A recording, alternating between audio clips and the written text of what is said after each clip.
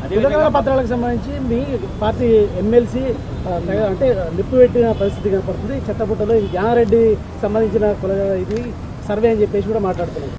నిజంగా ఎంత దుర్మార్గంగా మాట్లాడుతున్నారంటే ఇప్పటి వరకు దేశంలో బీసీ కులగణన 1931 తర్వాత ఏది సోషియో ఎకనామిక్ సంబంధించి బ్రిటిష్ కాలంలోనే జరిగింది. ఆ తర్వాత అఫీషియల్గా అథెంటిక్గా ఉన్న కులగణన ఏదైనా జరిగిందంటే ఇప్పుడే జరిగింది. అది ఇల్లు పోయి సర్వే చేసిర్రు. మరి గవర్నమెంట్ అధికారులను పంపించి సర్వేలు చేయించడం తగ్గింది. పార్టీ ఎమ్మెల్సీనే ఇక మా పార్టీ కాదా ఆయన డిసైడ్ చేసుకోవాలి. ఇప్పుడు నా బాధ, ఎందుకంటే నేను కూడా మల్లన్న కోసం చాలా కష్టపడ్డాం, పనిచేసినాం.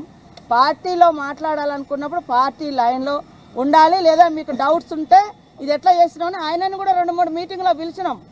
నేనే కదా పంచాయతీరాజ్ శాఖ మినిస్టర్గా ఉన్నప్పుడు కూడా ఉండిగా ఆయనను కూడా 2-3 మీటింగ్లకు వచ్చిండు.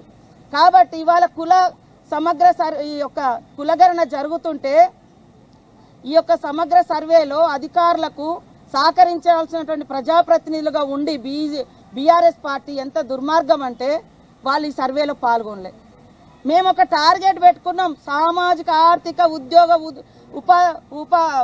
ఉపాధి అవకాశాల కోసం ఈ కుల సమగ్ర సర్వేని మేము నిర్వహించినాం. ఇవాళ వాళ్ళకి ఎక్కడ బీసీలకు పెరుగుతున్నాయో, ఎవరి వాటా ఎంత పెరుగుతుందో అని వీళ్ళు పాల్గొనలేదు. పాల్గొనలకు మాట్లాడే అర్హత ఉందా? బీసీ సోదరులు కూడా ఆలోచించాలి, నిలదీయాలి.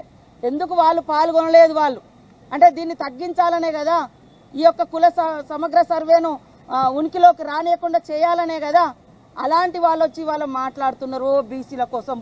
బీసీ సోదరులు అంతకుముందే మాట్లాడారు. తోడేళ్ళు వచ్చి గొర్రెలను కాపాడతామంటే ఎవరైనా గొర్రెలు నమ్ముతాయా? నేను గొర్రెనే కావచ్చు, కానీ నాకంటూ ఒకటి ఉన్నది. కానీ తోడేళ్ళ మీద డిపెండ్ అయి బతికే అంత దారుణమైన పరిస్థితి ఈ రాష్ట్రంలో ఏ వర్గాలకు లేదు. మా జాజుల సీనన్న కూడా అంటాడు, మేము తోడేళ్ళని నమ్ముతామా అమ్మ, మేము గొర్రెలమే కావచ్చు కానీ తోడేళ్ళని నమ్మని. ఇవాళ బీఆర్ఎస్ లీడర్లు ఇవాళ నీతులు మాట్లాడుతున్నారు.